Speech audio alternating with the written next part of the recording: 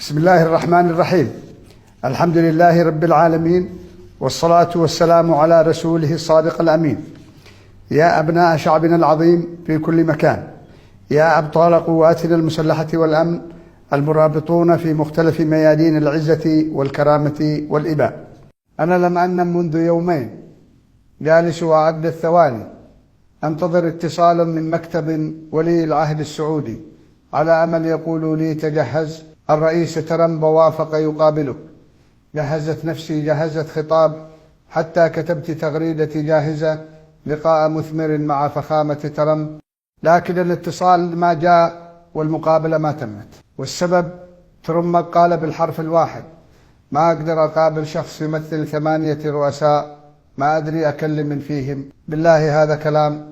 إحنا مجلس قيادة مش فرقة موسيقية، 8 رؤوس في جسد واحد، وكل رأس يشتي يروح جهاد.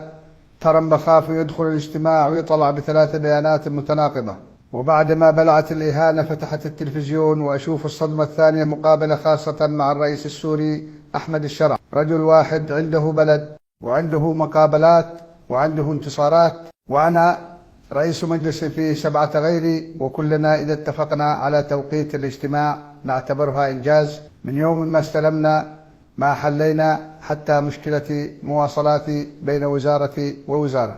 مجلس القيادة هذا أصبح زي القروب العائلي، الكل فيه يتكلم ولا أحد يرد على أحد. لذلك ومن هذا المنبر أقول بصراحة أطالب بإلغاء المجلس وتحويل القيادة إلى شخص واحد، والشخص هذا هو أنا. لكن لأننا جربنا 8 وما شفنا إلا 8 أضعاف الفوضى، خلونا نجرب الواحد، يمكن ترامب يرضى يقابلنا أو على الأقل يعرف اسمنا. والسلام عليكم